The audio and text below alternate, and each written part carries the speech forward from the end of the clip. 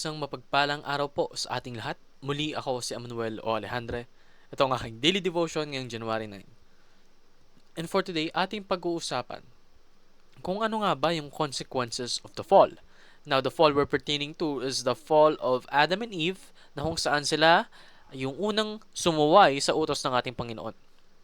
God created Adam and Eve to trust Him and live under His loving rule.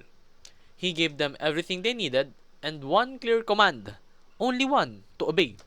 But instead of listening to God, Adam and Eve chose to listen to the serpent and they disobeyed God on purpose. Ibig sabihin, with intention. This choice is called the fall. Sin entered the world and with it came fear, shame, pain, and death. This moment explains why all people are now born sinners. Adam stood as the representative of humanity, and his rebellion affected everyone. The fall shows us how serious sin is, and why we deeply need God's grace and a Savior. Sabi nga po sa Genesis chapter 3 verse 8 to 9, Then the man and his wife heard the sound of the Lord God as he was walking in the garden in the cool of the day, and they hid from the Lord God among the trees of the garden. But the Lord God called to the man, Where are you? So dito pa lang, no? Alam na nila yung ginawa nila is mali. So nagtago sila sa Panginoon. Pero God is omnipotent. He knows everything all the time. He knows the past, present, and the future. He is eternal. And He knows all. But because of the disobedience of the man and woman, nabanish tayo sa presence niya. So, the fall destroys our relationship with God, our King. And sino na yung nag-rule sa nations? Satan. Dahil napalayas na si Adam and Eve doon sa Garden of Eden, na kung saan sinisimbolo yung presensya ng Panginoon. Lumayo tayo sa Panginoon because of that sin. And lumapit tayo kay Satan. And bukod sa nasirang relationship with God, our relationship with fellow human beings was destroyed as well. Kung i-continue mo yung Genesis, no? Yung kwento ni Adam and Eve, makikita mo na sila yung nag-away. Nagsisihan sila kung sino ba talaga yung sumuway sa Panginoon. And yung offspring nila, si Cain at Abel, nag-away din na nag-cause pa sa pagkamatay ng isa sa mga kapatid, no?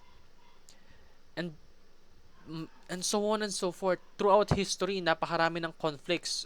Even if parehas tayong tao, nagagawa nating saktan yung isa't isa, we manage to wage war against each other.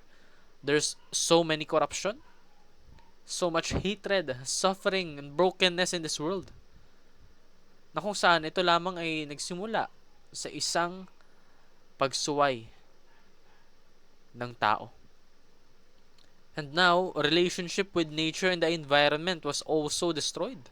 Isipin mo, calamities, typhoons, constant cyclones, tornadoes, earthquakes, volcanic eruptions, diseases, plagues, death, decay, so on and so forth. Lahat iyon nagbunga dahil sa katigasan ng ulo ng tao. Kaya mas lalo nating dapat intindihin kung anong ginawa ni Jesucristo para sa buhay natin. He not only got rid of the condemnation of our sins, He also redeemed our connection with God. And in that way, yung redemption, nagsimula na. Actually, hindi lang nagsimula, nagtagumpay na. Yung power ni Satan, wala na. He was powerless in the face of the Lord. And you can only understand that by reading the Bible. And when you read the Bible, you will understand that the gospel and Christ is God's only solution. Siya lamang at wala nang iba. And understand that you have a holy calling to serve God. Yun po yung pinaka-purpose ng buhay natin.